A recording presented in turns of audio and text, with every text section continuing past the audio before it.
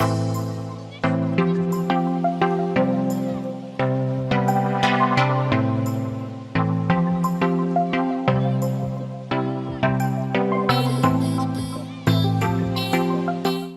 everyone, welcome to Advait Education, your one-stop learning platform for both JEE and NEET exam.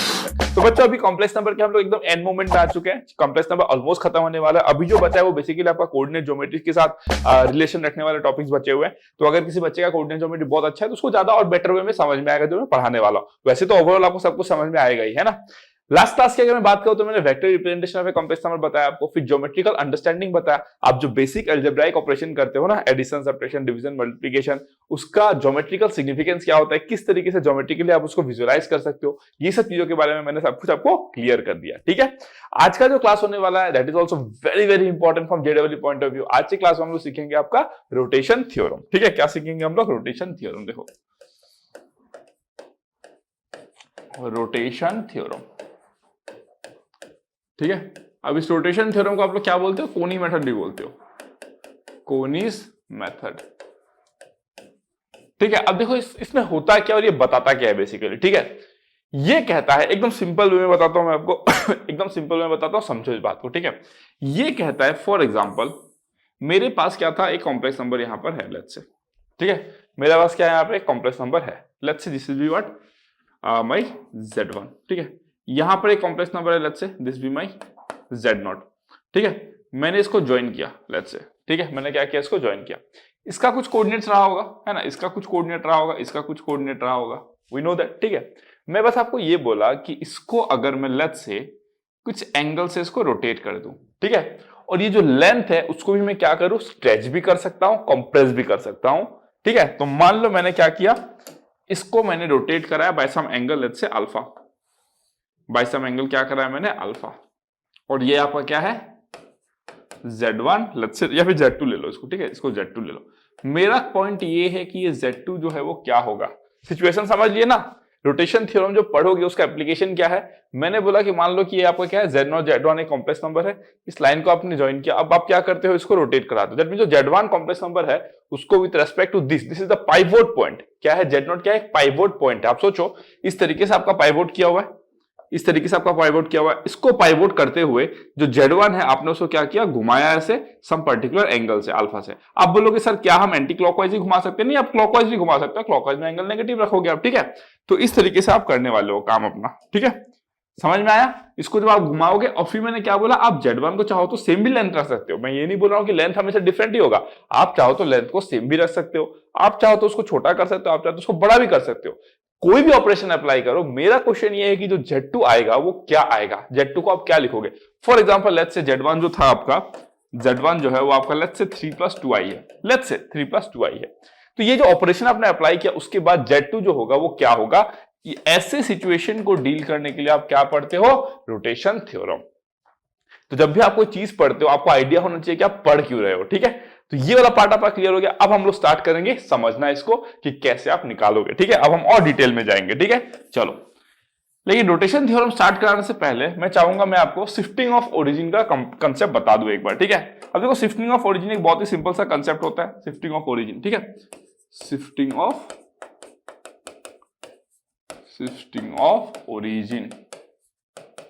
ठीक है, अब देखो shifting of origin में अगर मैं बात करूं, शिफ्टिंग ऑफ ओरिजिन हम लोग क्या सीखते हैं, देखो। ठीक है, अगर मैं आपको बोलूं लेट्स से ये मेरा क्या है, आपका आर्गन प्लेन है, this is real part of z होता है and this is imaginary part of z होता है, ये आपको पता है। ठीक है, मान लो मेरे पास एक पॉइंट है, यहाँ पे क्या बोला मैंने, लेट्स से मेरे पास क्या है, यहाँ पे एक पॉइंट है P। ठीक है, जिसको जो क्या रिप्रेजेंट करता है, कॉम्प्लेक्स नंबर z0 एक रिप्रेजेंट करता है। ठीक है, मेरे पास इसी प्लेन में और एक कॉम्प्लेक्स नंबर है Q, जो क्या डिनोट करता है, आपका z1। ठीक है, क्लियर हो गया, एकदम सिंपल। अगर मैं z0 की बात करूं तो कुछ रहा होगा x0 प्लस i y0 रहा होगा। अगर मैं z1 की बात करूं तो वो रहा होगा कुछ आपका x2 plus x1 plus i y1, let's say. ठीक है, अब अगर मैं आपको बोलूं कि बेटा z1 क्या है, तो आप क्या करोगे, ये मेजर करोगे, मुझे z1 बता दोगे। ठीक है, अगर मैं आपसे ये पूछूं कि बेटा z0 क्या है, तो आप बोलोगे सर ये मेजर कर लो, सर ये मेजर कर लो, सर हमको z0 मिल जाएगा। Absolutely clear. अब मैं चाहता हूं, देखो जब भी हम चाहते हैं क्या, कि हम ना ये कोऑर्डिनेट सिस्टम जो आपको दिख रहा है ना, ये जो पॉइंट है आपका ओरिजिन, इसको क्या कहते हैं, ओरिजिन, इसको यहां पे हम शिफ्ट कर दे। क्या कर दे, ये जो ओरिजिन है उसको हम क्या करते हैं, यहां पे हम शिफ्ट कर देते हैं। ठीक है, तो इन दैट केस क्या होगा, देखो दिस इज माय ओरिजिन, मैं चाहता हूं कि जो ओरिजिन है उसको उठा के मैं यहां पे शिफ्ट कर दूं, तो कैसा दिखेगा, देखो ये कैसा दिखेगा अभी, it will look something like this. ठीक है, और ये आपका हो गया दिस। Okay done. अब ये हो गया आपका क्या, न्यू सिस्टम।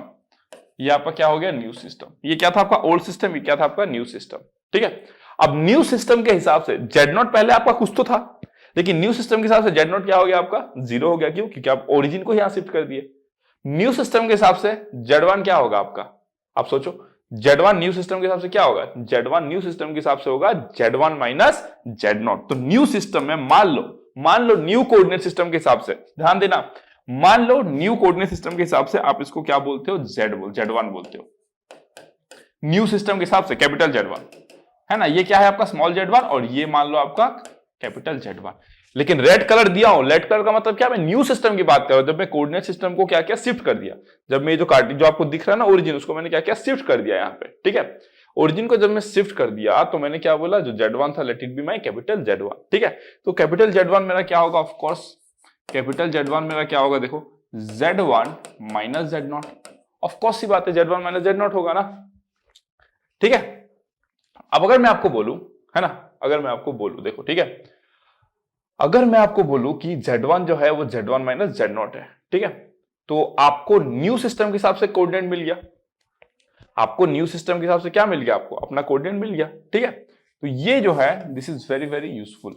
ठीक है, अगर यहां से अगर मैं बोलूं कि Z1 आप कैसे लिख सकते हो, तो Z1 minus z not. Clear. अभी क्या इंडिकेट करता है, ये इंडिकेट करता है कि आपको कोई भी क्वेश्चन में अगर आप चाहो ओरिजिन को शिफ्ट कर लो किसी एक पर्टिकुलर पॉइंट पे, किस पॉइंट पे, जेड नॉट पे, किसी पर्टिकुलर सिचुएशन में अगर आप चाहते हो कि आपका जो कार्टेशियन प्लेन है ना, मान लो जेड नॉट तो कहीं तो लाई कर रहा होगा, कार्टेशियन प्लेन जो भी आपका आर्गन प्लेन है, जो आर्गन प्लेन में वहां पे जेड नॉट कहीं पे तो लाई कर रहा होगा ना, लेकिन आप क्या चाहते हो कि जो मेरा ओरिजिन है वही जेड नॉट पे लाई करे। अगर आप ऐसा करना चाहते हो और उसका एनालिसिस करना चाहते हो, वो जो भी क्वेश्चन रहे या सिचुएशन रहे उसका एनालिसिस करना चाहते हो, क्या करके, ओरिजिन को जेड नॉट पे शिफ्ट करके, तो जो आपका जेड है उस क्वेश्चन में, या फिर जेड वन है या जेड टू है, जो भी है उसको आप किससे शिफ्ट कर दो, z one minus z nought से।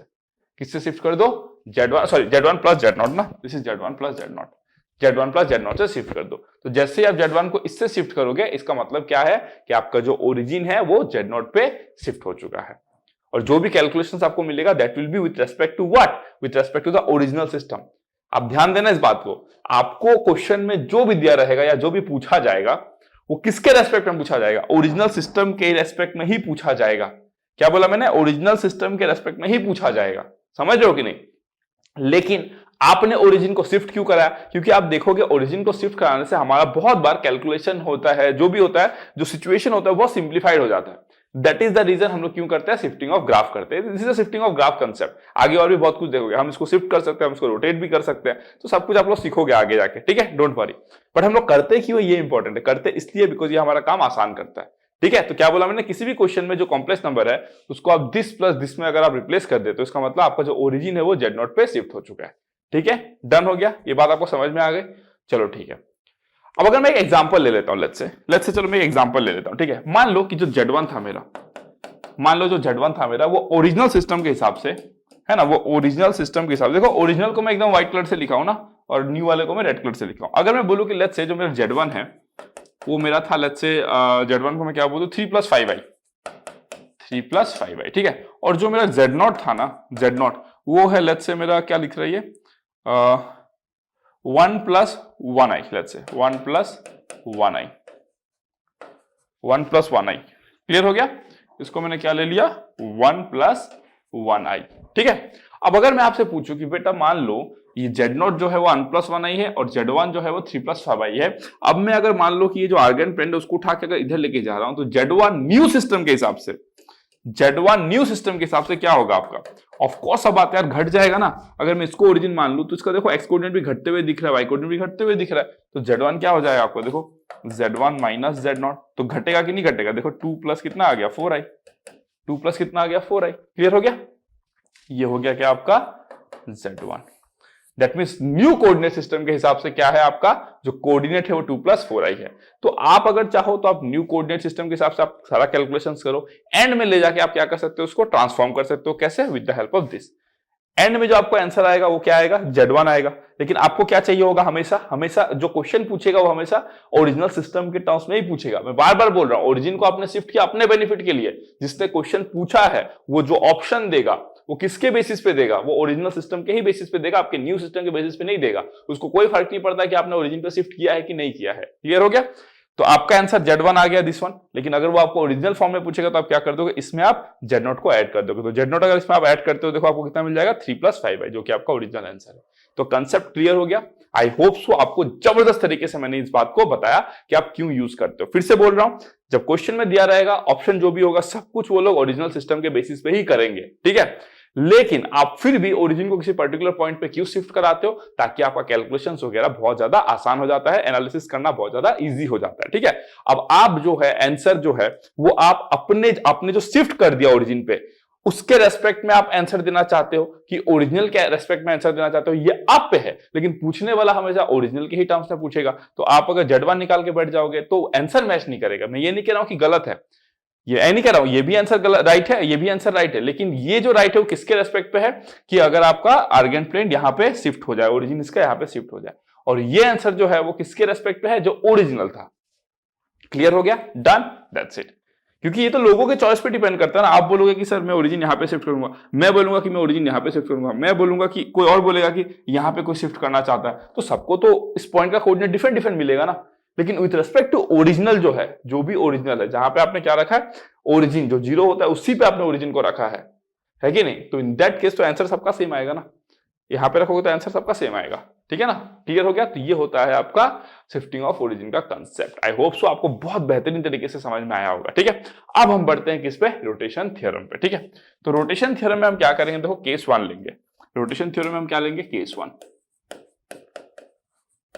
Rotation theorem.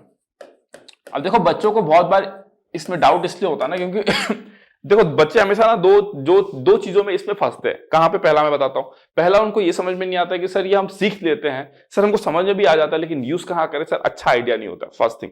सेकंड थिंग, बच्चे इसमें कंफ्यूज हो जाते हैं कि सर कब एंगल को पॉजिटिव लेंगे, सर कब एंगल को माइनस लेंगे। एंड मोर ओवर इसका जो फॉर्मूला आता है, जो इसका मैंने क्या बोला फॉर्मूला आता है, सर उसको ना हम याद कैसे करें, या सर हम डायरेक्ट उसको कैसे लिखें, है ना। तो ऐसे डाउट्स बच्चे को रहते हैं। लेकिन मैं trust me, I promise you, अगर आप ये लेक्चर देखते हो उसके बाद आपको रोटेशन थ्योरम में कभी भी दिक्कत नहीं आएगी, कभी भी दिक्कत नहीं आएगी, ठीक है। तो इसीलिए मैं हमेशा बोलता हूं मेरे क्लास का नोट्स वगैरह आप लोग बहुत अच्छे से बनाओ। आपका जितना अच्छा नोट्स रहेगा उतना आपके लिए बेटर है।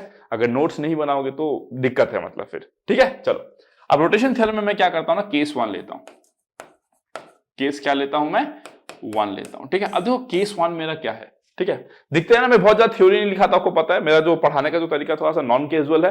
तो मैं जो इंपॉर्टेंट होता है मैं वही वाला पार्ट बस आपको लिखाता हूं, ताकि जो मैं बोर्ड पे लिखता हूं वो अगर आपके कॉपी में हो तो it is sufficient for revision, it is sufficient for understanding the concept, it is sufficient for solving questions, ठीक है।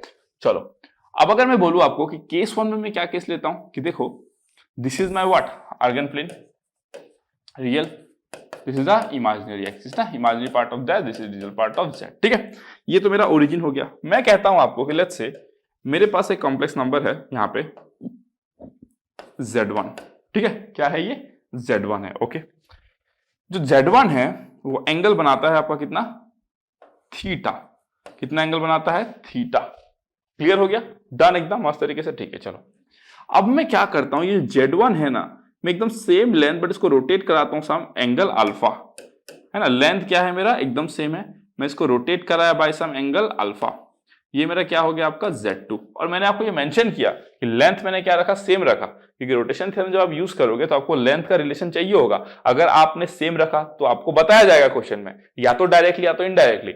या तो आपने अगर इसको स्ट्रेच कराया तो आपको बताया जाएगा कि Z2 जो है उसका मॉड Z1 के कितने टाइम्स है। मॉड मतलब क्या? उसका लेंथ ना, उसका लेंथ इसका कितना टाइम्स है आपको बताया जाएगा। अगर आप Z2 को छोटा रखोगे तो भी आपको बताया जाएगा कि Z2 जो है वो आपने क्या किया है? हाफ कर दिया है। आपको बताया रहेगा ये सब, आपने स्क्वीज किया है उसको, ठीक है। लेकिन मैं क्या कहता हूं आपको? मैं ये कहता हूं आपको कि जो हमारा Z1 का जो लेंथ है और जो Z2 का लेंथ है they are same. That means मैं ये आपको कहता हूं कि mod Z1 is equals to mod Z2।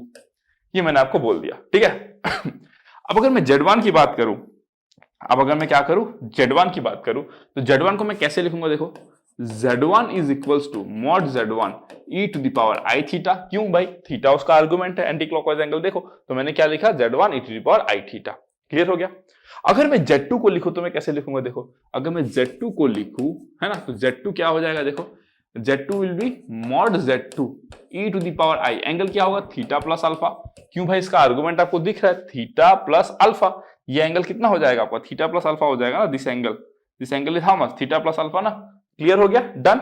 चलो अब अगर मैं ऐसा लिखता हूं तो आप तो ये भी कह रहे हो कि बेटा Z1 जो है वो Z2 के बराबर है, और मुझे निकालना क्या है, ओवरऑल जो हम ये चीज देख रहे हैं, सीख रहे हैं, कर रहे हैं, क्यों कर रहे हैं, जस्ट बिकॉज ये जो सिचुएशन हुआ, हमारे पास एक कॉम्प्लेक्स नंबर था Z1 on the complex plane, जिसको हमने रोटेट कराया। वैसा एंगल हम रोटेशन कैसे भी करा सकते हैं, हम क्लॉकवाइज करा सकते हैं, एंटी क्लॉकवाइज करा सकते हैं। अगर हम एंटी क्लॉकवाइज कराएंगे तो पॉजिटिव एंगल रखेंगे, क्लॉकवाइज कराएंगे नेगेटिव एंगल रखेंगे, दैट्स इट, ठीक है।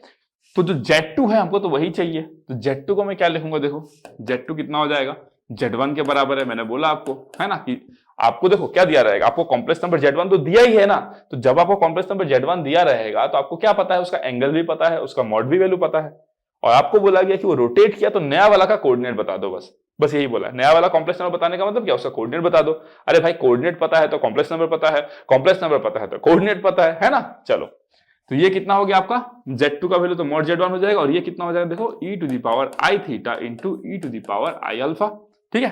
तो देयरफॉर Z2 कितना आया, देखो मेरा Z2 will be mod Z1। इसको मैं क्या लिख सकता हूं, देखो इसको मैं लिख सकता हूं Z1 into e to the power I alpha.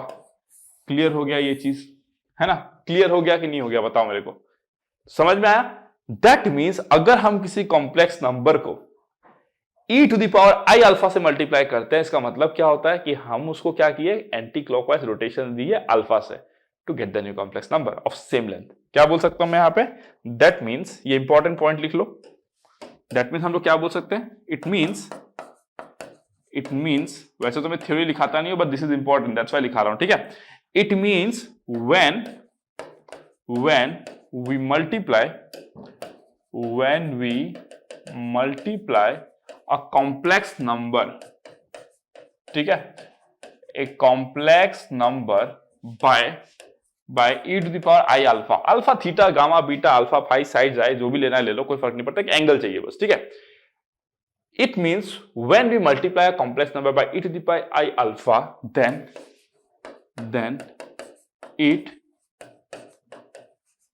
rotates, let's say complex number Z है ना, then it rotates Z by an angle alpha anti-clockwise। Clear हो गया ये चीज, एकदम अच्छे तरीके से क्लियर हो गया ना, कोई दिक्कत नहीं है यहाँ पे। दैट इज द थिंग, ठीक है। अब देखो फॉर एग्जांपल अगर मैं आपको बोलूं कि मेरे पास लेट्स से कॉम्प्लेक्स नंबर था Z, क्या था Z, ठीक है। आप बोलते हो ना, जब भी हम I से मल्टीप्लाई करते हैं 90 डिग्री रोटेशन दे देते हैं, है ना। कोई भी कॉम्प्लेक्स नंबर है, मान लो यहाँ पे मेरा कोई भी कॉम्प्लेक्स नंबर लाई करता है, इसको अगर मैंने I से मल्टीप्लाई किया तो ये 90 डिग्री रोटेशन देके लेट्स से यहाँ पे कहीं पे आ जाएगा, है ना, इधर कहीं पे आ गया लेट्स से। दोनों का लेंथ सेम है, दोनों का लेंथ सेम है। मैंने बस I से मल्टीप्लाई किया तो मैंने क्या बोला, ये यहाँ से यहाँ तक आ जाएगा। कब, जब मैं I से मल्टीप्लाई करूंगा। क्यों, क्योंकि हमको पता है I क्या करता है, किसी कॉम्प्लेक्स नंबर को 90 डिग्री से रोटेट कराता है। आई स्क्वायर क्या करता है, -1, मतलब 180 डिग्री से रोटेट कराएगा, जस्ट लाइक दैट, ठीक है। तो अगर मैं बोलूं कि लेट्स से Z मेरा क्या है, एक कॉम्प्लेक्स नंबर है, ठीक है, तो Z क्या हो जाएगा, mod Z e to the power I theta. Clear हो गया। अगर मैं IZ करता हूं तो ये कितना हो जाएगा, mod Z into I into e to the power I theta. ये कितना हो जाएगा, देखो मॉड Z इंटू आई को मैं क्या लिख सकता हूँ, e to the power I pi by 2 into e to the power I theta. इसको मैं क्या लिखूंगा, mod Z e to the power I pi by 2 plus theta. देख रहे हो, थीटा में क्या हो गया, और 90 डिग्री ऐड हो गया। थीटा था ये कितना था आपका, थीटा था, ये कितना हो गया आपका 90 डिग्री प्लस थीटा। क्यों, क्योंकि ये एंगल जो है दैट इज 90 डिग्री, ये एंगल जो है दैट इज 90 डिग्री। क्लियर हो गया, समझ में आया। तो देखो सारा कॉन्सेप्ट कनेक्टेड रहता है। अगर आप यहाँ पे आई स्क्वायर करते तो -1 आता, -1 को आप क्या लिखते, e to the power I pi लिखते। e to the power I pi लिखने का मतलब पाई प्लस थीटा हो जाता। पाई प्लस थीटा होने का मतलब क्या, जो पहले था उसको 180 डिग्री और रोटेट कराए, क्योंकि आपको पता है एक बार आई से मल्टीप्लाई करना मतलब π/2 से रोटेट कराना एंटी क्लॉकवाइज, दो बार आई से मल्टीप्लाई करना मतलब 180 डिग्री रोटेट कराना एंटी क्लॉकवाइज। तो ये सारे कंसेप्ट मैं आपको पहले ही बताया था एक अलग वे में, अभी भी मैं आपको बता रहा हूं एक अलग वे में। तो देख लो कंसेप्ट जब आपका क्लियर होता है तो you can play around with concept. मैं हमेशा कहता हूं मैथ्स में मैथ्स के साथ खेलो, समझ रहे हो, मैथमेटिक्स में मैथ्स के साथ खेलो, अदरवाइज मैथ्स तुम्हारे साथ खेल जाएगा। ठीक है ना, क्लियर। चलो फिर नेक्स्ट केस की ओर बढ़ते हैं, है ना, केस 2। अब देखो केस 2 मेरा क्या है ना, केस 2 मेरा क्या है, देखो केस 2 में मैं क्या करता हूं, सेम सिचुएशन है ना, क्या है मेरे पास, सेम सिचुएशन है। This is real part of z, this is imaginary part of z, ठीक है, and this is my origin. Clear हो गया। लेकिन केस 2 में मैं क्या रखूंगा, देख रहे हो, केस 2 में मैं क्या रखूंगा, देखो एक बार, है ना। केस 2 में लेट्स से ये मेरा एक कॉम्प्लेक्स नंबर है z1, ठीक है, ये क्या है मेरा एक कॉम्प्लेक्स नंबर z1, ठीक है। मैं इसको क्या कर रहा है, किसी एंगल से रोटेट कर रहा है, ये एंगल कितना है आपका थीटा, लाइक बिफोर।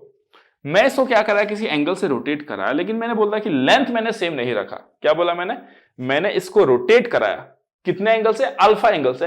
लेंथ जो है इस बार मैं सेम नहीं रखूंगा, पहले तो मैंने लेंथ सेम रखा था, इस बार मैं लेंथ को सेम नहीं रखूंगा, ठीक है, लेंथ को सेम नहीं रखूंगा। देखो क्या हो जाएगा, मान लो कि मैंने इसको ये दे दिया and this be my z2, this point is q, ठीक है।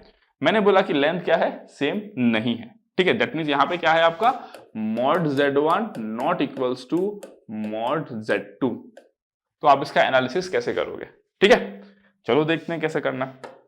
अगर मैं आपको बोलूं कि लेट्स से, ध्यान से देखते रहो, मान लो कि ना इसको अगर मैं रोटेट करा के यहां पे ले आता इस पॉइंट पे, इन दैट केस क्या हो जाता, let's say this point is r, और जो कॉम्प्लेक्स नंबर यहां पे आता, let's say this B z1 dash.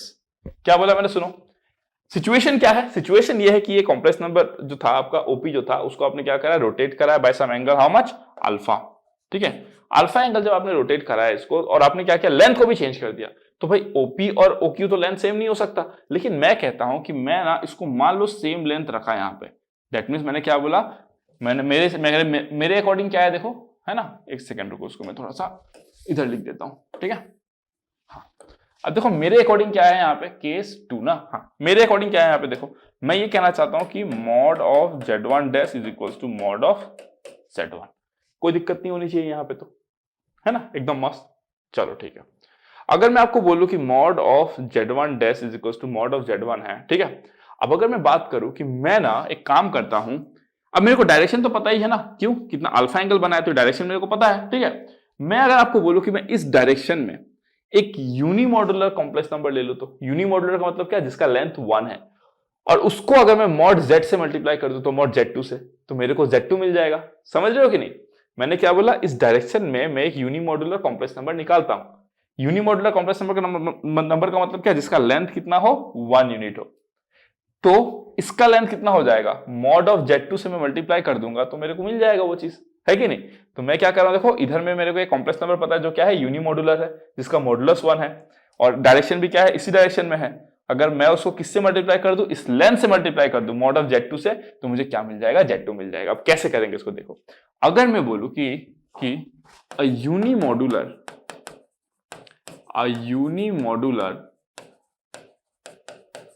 Complex number, है ना, अ यूनिमॉड्यूलर कॉम्प्लेक्स नंबर, है ना, along OR is, है ना, OR बोलो या OQ बोलो, बोथ आर सेम, है ना, OR बोलो या OQ बोलो, बोथ आर सेम, ठीक है। क्या हो जाएगा, आपको पता है अगर Z एक कॉम्प्लेक्स नंबर है तो Z बाय mod Z क्या होता है, always a unimodular complex number. आपको पढ़ाया था मैं यूनिमॉड्यूलर का, देखो कैसे यूज हो रहा है कंसेप्ट, ठीक है। तो मैं क्या बोल सकता हूं, देखो इज कितना हो जाएगा, z1 dash by mod z1 dash, sorry, है ना, z1 dash by mod of z1 dash. ये क्या है आपका यूनिमॉड्यूलर कॉम्प्लेक्स नंबर। इसका वैल्यू क्या होगा, देखो उसका वैल्यू क्या होगा, z1 डैश को आप क्या लिख सकते हो, देखो आपको पता है जैसे ही आप इसको यहां तक लेकर गए, z1 डैश क्या होता है, z1 into e to the power I alpha, z1 into e to the power I alpha divided by mod of z1 dash. लेकिन आपको पता है mod ऑफ z1 डैश किसके बराबर है, z1 mod ऑफ z1 के बराबर है, तो इसको आप लिखोगे mod ऑफ z1, ठीक है। तो ये बेसिकली क्या है, ये एक यूनिमॉड्यूलर कॉम्प्लेक्स नंबर है अलोंग दिस डायरेक्शन। क्या है आपका, एक यूनिमॉड्यूलर कॉम्प्लेक्स नंबर जिसका लेंथ कितना है आपका, 1 है, क्या बोला मैंने, मान लो कि ये आपका ये रहा यूनिमोडुलर कॉम्प्लेक्स नंबर, इसका जो लेंथ है वो कितना है आपका 1 यूनिट है। अगर मैं इसको मॉड ऑफ Z2 से मल्टीप्लाई कर दूं तो मुझे Z2 मिल जाएगा, क्योंकि Z2 क्या है भाई, Z2 आपका क्या है, ये यूनिमोडुलर कॉम्प्लेक्स नंबर है। इसको अगर मैं इस लेंथ से मल्टीप्लाई करूं तो मिल जाएगा। मान लो इसका लेंथ कितना है 1 है, मान लो नहीं है ही, इसका लेंथ 1 है और Z2 का लेंथ कुछ रहा होगा जैसे 10, तो मैं अगर 10 को अगर इससे मल्टीप्लाई करूंगा तो मुझे Z2 कॉम्प्लेक्स नंबर मिल जाएगा ना। तो देयरफॉर मैं क्या लिखूंगा, therefore Z2 is equals to कितना हो जाएगा, mod Z2 into Z1 by mod Z1 into e to the power I alpha. Clear हो गया। तो हम लोग कैसे निकालते हैं, देखो Z2 इज इक्वल्स टू क्या लिख सकता हूं मैं, mod of Z2 by mod of Z1 into Z1 e to the power I alpha. Clear हो गया। देखो एंड ये हो गया आपका एक एक्सटेंडेड फॉर्मूला। अब देखो इन केस अगर आपका Z1 का मॉड और Z2 का मॉड अगर सेम रहा होता तो ये दोनों कैंसिल हो जाता और Z2 आपको क्या मिलता है, Z1 e to the power I alpha. मतलब केस 2 जो है वो रिड्यूस होके क्या बन जाता है आपका केस 1। क्लियर।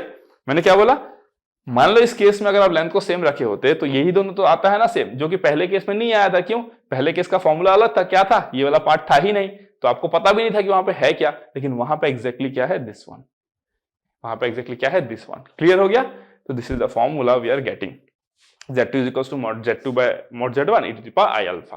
क्लियर हो गया, डन। तो हम लोग क्या करेंगे, जब भी आपको कोई कॉम्प्लेक्स नंबर है जिसको आपने क्या किया, रोटेट किया यहां से, और पाइवोट पॉइंट देखो दोनों केस में, केस 1 केस 2 में पाइवोट पॉइंट क्या है, ओरिजिन है। ठीक है, ये इंपॉर्टेंट है, लिख लो। केस 1 में pivot point is the origin, case 2 में pivot point is the origin. ठीक है। अब हम लोग थर्ड केस डिस्कस करेंगे जहां पे हम लोग पूरा जनरलाइज कर देंगे, which is the exactly Coni's method. ठीक है, केस 1 केस 2 तो मैंने समझाने के लिए लिया, case 3 is the generalized way of understanding Coni's method. उसमें हम लोग क्या करेंगे, उसमें हम लोग किसी Z1 को हम लोग रोटेट करा के Z2 पे लेके जाएंगे, पहला चीज। सेकंड चीज, जो लेंथ है उसको भी हम लोग स्ट्रेच या स्क्वीज अनइक्वल लेंथ रखेंगे, अनइक्वल लेंथ रखेंगे। थर्ड चीज, जो पाइवोट पॉइंट है वो भी क्या होगा, ओरिजिन पे नहीं होगा। तो यही पॉसिबल 3 केसेस बनते हैं आपके रोटेशन थ्योरम पे। ठीक है, तो क्लियर हो गया, डन। तो हम लोग केस 3 की तरफ बढ़े। अब चलो, अगर मैं केस 3 की बात करूं ना, अगर मैं केस 3 की बात करूं, देखो केस 3, ठीक है। अगर मैं केस 3 की बात करूं तो केस 3 में मैं क्या किया, देखो this is my real part of Z and this is my से इमेजिनरी पार्ट ऑफ Z। ठीक है। अब मान लो मेरे पास क्या है, एक पॉइंट है यहाँ पे, इसको मैंने बोल दिया क्या बोल दूं मैं, लेट इट बी R, कोई दिक्कत नहीं। इसको मैंने बोला Z0। ठीक है, ये मेरा एक पॉइंट है P जो है Z1। ठीक है, ये आपने इसको ज्वाइन किया और इसको आपने क्या करा है, रोटेट करा है। क्या करा है, इसको आपने रोटेट करा है। ठीक है, रोटेट करा के आप कहां पर लेकर गए, लेट्स से इधर लेकर गए, और ये आपका कितना हो गया, Q जो आपका Z2 हो गया। ये रोटेट कितना एंगल से कराया आपने, अल्फा एंगल से कराया। क्लियर हो गया। अब आप जानना चाहते हो कि इस केस में आप Z2 को कैसे फाइंड आउट करोगे, आप Z2 को कैसे फाइंड आउट करोगे। तो हम यहाँ पे क्या करते हैं, देखो हम यहाँ पे क्या करेंगे, देखो मान लो हम यहाँ पे शिफ्टिंग ऑफ ओरिजिन करते हैं, हम ओरिजिन को पाइवोट पॉइंट पे ले आए। ठीक है, अब देखो, अब हमारे न्यू केस के अनुसार क्या हो जाएगा, जो ओरिजिन है वही पाइवोट पॉइंट है ना। लेकिन जब आप, ये क्या था आपका, ये आपका क्या था, O था। जब आप पॉइंट O को कहां लेकर गए, पॉइंट R पे लेकर गए, तो क्या ये Z1 के बराबर रहेगा, आप ही खुद बताओ, क्या Z1 के बराबर रहेगा, नहीं रहेगा। Z1 किसमें आ जाएगा, Z1 माइनस Z0 हो जाएगा। तो जो Z1 है वो कितना हो जाएगा, Z1 माइनस Z0। जो Z2 है वो कितना हो जाएगा, Z2 माइनस Z0। क्लियर हो गया कि नहीं, है ना। आपने बस क्या किया, ओरिजिन को आपने शिफ्ट करा के यहां लेकर आया, तो देखो आपका काम कितना आसान हो गया। अब हम क्या करेंगे, इसी फॉर्मूला में, है ना, इसी फॉर्मूला को हम लोग यूज कर सकते हैं। ठीक है, ये इक्वेशन मान लो क्या है आपका 1 है ना। तो फ्रॉम इक्वेशन 1, है ना, क्योंकि ये सिचुएशन और ये सिचुएशन क्या है, एकदम सेम है ना। इसमें भी आपने क्या किया, रोटेट कराया बाय एंगल अल्फा, इसमें भी आपने लेंथ को डिफरेंट रखा, उसमें भी किया था। लेकिन उस केस में क्या था आपका, कि जो ओरिजिन था वो कहां पे था, जो पाइवोट पॉइंट था वो ओरिजिन था। जो भी रोटेशन हो रहा था with respect to the origin हो रहा था ना, पाइवोट पॉइंट क्या था, ओरिजिन था। तो ये फॉर्मूला किसके लिए बना हुआ है, पाइवोट पॉइंट ओरिजिन के लिए। अब हमने जैसे ही ओरिजिन को यहाँ पे शिफ्ट कर लिया, ये और ये तो सेम हो गया। तो अगर हम लोग इस वैल्यूज को Z1 Z2 को वहां पे पुट कर दे तो हमको आंसर मिल जाएगा। दैट मींस हमको क्या मिलेगा, देखो Z2 minus Z0 is equals to Z2 minus Z0 by Z1 minus Z0 का मॉड। यहां पे क्या हो जाएगा आपका, Z1 minus Z0 e to the power I alpha. Clear. तो this is the generalized Coni's method. ये हो गया, this is the general formula. इसमें सब कुछ है, देखो कैसे सब कुछ है। जेड नॉट को ओरिजिन रखो, केस 2 मिल जाएगा आपको। जेड नॉट अगर आप ओरिजिन मान लो ओरिजिन में ही था तो ये आपको केस 2 मिल जाएगा। अब मान लो मॉड ऑफ Z1 और मॉड ऑफ Z2 सेम है तो आपको क्या मिल जाएगा, केस 1 मिल जाएगा। Z2 is equal to Z1 e to the power i alpha. This is the generalize case, ठीक है। इस पे आप सिचुएशन के हिसाब से this equation you can develop और इससे पहले वाला equation you can develop. This is very very important, this is very very important. इसके बिना एग्जाम में तो जाना ही नहीं है। क्लियर हो गया, डन। तो these are the basic formulas. अब मैं आपको टेक्निक बताता हूं, देखो इतने सारे फॉर्मूलाज हो गए। अब मैं आपको एकदम सिंपलेस्ट टेक्निक बताता हूं, कैसे याद रखोगे, देखो ठीक है। मान लो अब एकदम सिंपल कर देता हूं मैं आपके लिए, एकदम सिंपल कर देता हूं। मान लो कहीं भी पॉइंट रखो, लेट्स से ये है मेरा एक पॉइंट। फॉर एग्जांपल ट्रायंगल के क्वेश्चन सबसे ज्यादा बनते हैं इसमें, ठीक है। मान लो ये क्या हो गया Z1 और ये मेरा हो गया लेट्स से Z2 और ये मेरा क्या हो गया, ट्रायंगल अच्छे से बना देते हैं यार, बहुत खतरनाक ट्रायंगल बनाइए, ठीक है। चलो लेट्स से ये मेरा हो गया Z1, ये मेरा हो गया Z2, ये मेरा हो गया Z3। क्लियर हो गया, कोई दिक्कत नहीं। चलो मान लो अब मैं बोलता हूं कि जो एंगल है अल्फा, ये जो एंगल है वो बीटा, ये जो एंगल है वो कितना है आपका गामा। मैंने मान लिया, मैंने अपने अकॉर्डिंगली मान लिया, ठीक है। अब अगर मैं लिखना चाहूं यहाँ पे कोनीज मेथड के एक्सप्रेशंस को, तो कैसे लिखूंगा देखो मैं, है ना। आप क्या कर रहे हो, इसको इधर रोटेट करा रहे हो, इसको इधर रोटेट करा रहे हो, है ना। तो इन दैट केस आप क्या करोगे, देखो इसको अगर इधर रोटेट करा रहे हो तो Z1 माइनस Z2 लिखो, है ना। ये एरो रोटेशन तो आप ही दोगे ना अकॉर्डिंगली। अगर आप अल्फा को इधर दो या अल्फा को इधर दो तो फॉर्मूला भी अकॉर्डिंगली चेंज। जैसे आप इधर कर दोगे तो लेफ्ट हैंड साइड में भी चेंजेस देखने को मिलेगा और राइट हैंड साइड में भी चेंजेस देखने को मिलेगा। पता है लेफ्ट हैंड साइड में क्या चेंज देखने को मिलेगा, न्यूमरेटर और डिनोमिनेटर एक्सचेंज हो जाएंगे। राइट हैंड साइड में पता है क्या डिनोमिनेटर देखने को मिलेगा, चेंज। आपका जो e to the power i alpha है वो e to the power minus i alpha हो जाएगा। सोचो ना, this is the basic maths ना, इसको याद थोड़ी करना पड़ता है, सब चीज तो ऑलरेडी हो रहा है ना। तो अगर मैं आपको बोलूं चलो सुन लो, दिखाई देता हूं, चलो ठीक है। ये देखो दिक्कत यही होता है ना ऑनलाइन में, मैं पढ़ा किसको रहा हूं, कौन देख रहा है, जो बच्चा देख रहा है उसका अंडरस्टैंडिंग पावर कितना है, मुझे कुछ भी नहीं पता, है ना। मुझे कोई आइडिया नहीं है, इसीलिए ऑफलाइन ऑफलाइन ही है, ऑनलाइन ऑनलाइन ही है। And there is no way that online can beat offline in any way, है ना। ऑफलाइन में सामने बच्चा रहता है ना, उसका चेहरा देख के मैं बता सकता हूं उसको कितना समझ में आ रहा है कितना नहीं समझ में आ रहा है। Just by looking at his face उसका कॉन्फिडेंस लेवल मेरे को पता चल जाता है, और मेरे को नहीं, जो भी अच्छे टीचर एक्सपीरियंस टीचर है उनको पता चल जाता है ना। तो that is the beauty of offline, जो ऑनलाइन में मिसिंग है, ठीक है ना। चलो मैंने क्या बोला, एरो कहां है, एरो का हेड देखो, एरो का हेड इधर है। आप क्या करो, Z1 माइनस Z2 लिखो, Z1 माइनस Z2, ठीक है।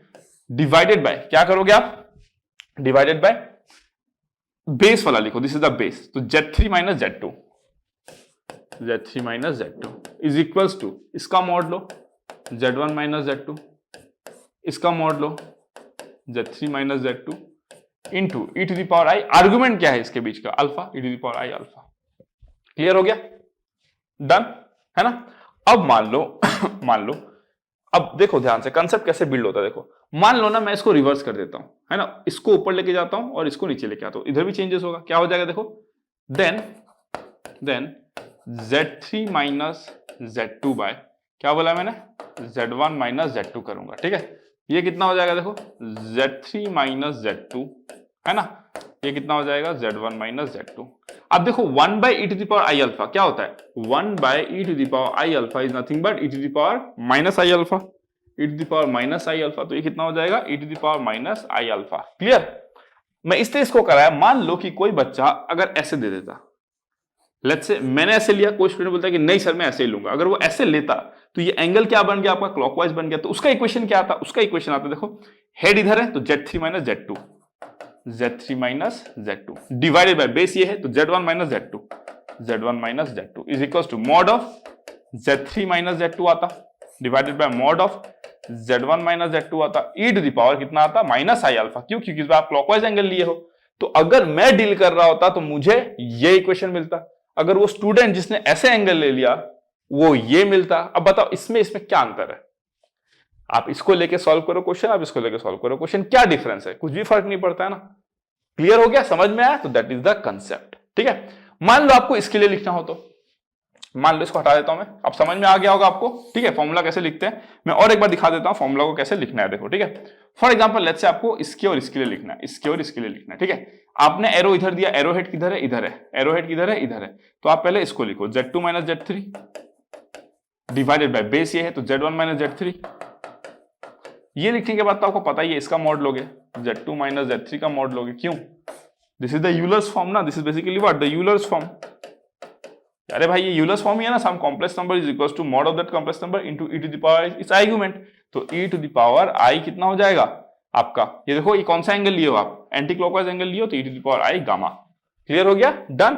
एंटी क्लॉकवाइज पॉजिटिव, क्लॉकवाइज आपका नेगेटिव एंगल, ठीक है, because that is the convention actually, है ना।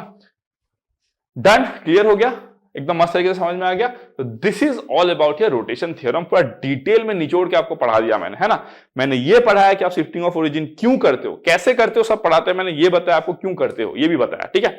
रोटेशन थ्योरम कैसे होता है सबको पता है, मैंने भी आपको पढ़ा दिया अच्छे तरीके से, लेकिन क्यों करते हैं, है ना, इसको हम लोग क्यों करते हैं वो आपको कब पता चलेगा, जब हम लोग नेक्स्ट सेशन में जब हम लोग क्वेश्चंस लेंगे। तो जब हम लोग रोटेशन थ्योरम पे क्वेश्चंस लेंगे आपको जबरदस्त तरीके से एक आइडिया हो जाएगा कि किस तरीके से ये सब चीजें हम लोग यूज करने वाले हैं, ठीक है। चलो फिर अब यहां पे मैं एक एक्स्ट्रा कुछ बात करता हूं, यहां पे, है ना, यहां पे मैं क्या करना चाहूंगा, एक्स्ट्रा बात करूंगा, ठीक है।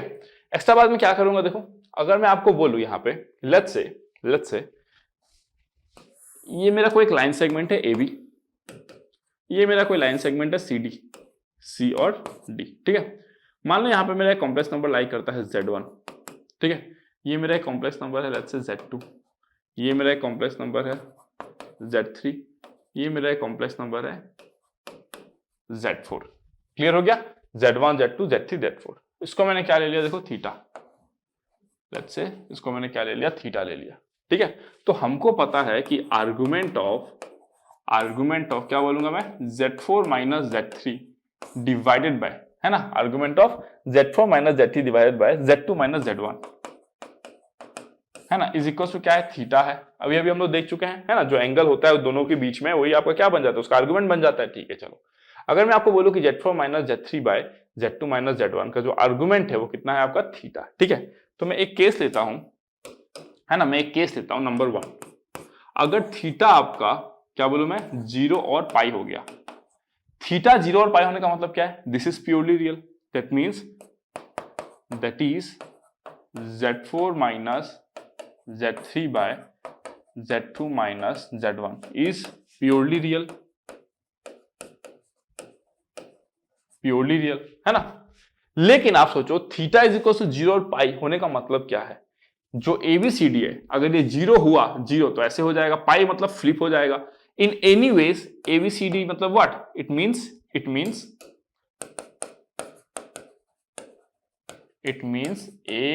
ABCD are collinear, are what, collinear. बोलोगे कि नहीं बोलोगे, क्या बोला मैंने, argument of Z4 minus Z3, देखो Z4 minus Z3 arrow head के हिसाब से बना दिया मैंने, Z2 माइनस Z1 का वैल्यू थीटा है। अब थीटा का पॉसिबल वैल्यू क्या हो सकता है, 0 या फिर पाई हो सकता है। 0 होने का मतलब क्या, ये जो लाइन है इसके ऊपर आ जाएगा, पाई होने का मतलब क्या, जो लाइन है ये भी इसके ऊपर आएगा बट ऐसे घूम के आएगा, है ना। In any ways ABCD are collinear. Collinear का मतलब क्या होता है, all the points will lie on the same line. इसका मतलब क्या होता है, points will lie on the same line, points lying on the same line. Clear हो गया, points lying on the same line, ठीक है, इसको आप क्या बोलते हो, कोलिनियर बोलते हो, ठीक है। तो उसका कंक्लूजन क्या आता है कि इसको प्योरली रियल होना पड़ेगा, क्योंकि हमको पता है आर्गुमेंट ऑफ रियल, अगर पॉजिटिव हुआ तो 0 आएगा, अगर नेगेटिव हुआ तो पाई आएगा, हमको पता है ये चीज, बट रियल आएगा, हम उसमें इंटरेस्टेड, रियल आएगा, ठीक है। तो Z4 minus Z3 by Z2 minus Z1 क्या हो जाएगा, प्योरली रियल। 0 मतलब ये पॉजिटिव आएगा, और अगर आपका पाई आ गया तो क्या आएगा आपका, इसका वैल्यू नेगेटिव आएगा, और डिटेल में बात कर लिया, ठीक है। अगर मैं आपको बोलूं कि इसका वैल्यू अगर प्योरली रियल है ना, तो अगर मैं इसको उल्टा फॉर्म में बोलूं, है ना, तो क्या है आपका, देखो उल्टा अगर मान लो बोलूं, आपको कभी भी अगर ये रियल दिया गया ना, आपको कभी भी मान लो ये रियल दिया गया, ठीक है, अगर ये आपको कभी भी रियल दिया गया, इसका मतलब आप क्या बोलोगे, Z4 Z3 Z2 Z1 ये किसी पॉइंट्स को डिनोट कर रहे होंगे, दोस points will be what, collinear. समझ में आया, मैंने क्या बोला, argument of this theta, theta का वैल्यू 0 या पाई हो गया तो ये रियल है। तो मैं उल्टा भी बोल सकता हूं, अगर ये रियल है तो Z1 किसी पॉइंट को बिलोंग कर रहा है, Z2 किसी पॉइंट को रिप्रेजेंट कर रहा होगा ना, कोई पॉइंट Z3 को रिप्रेजेंट कर रहा होगा, कोई पॉइंट Z4 को रिप्रेजेंट कर रहा होगा, all those 4 will lie on the same line.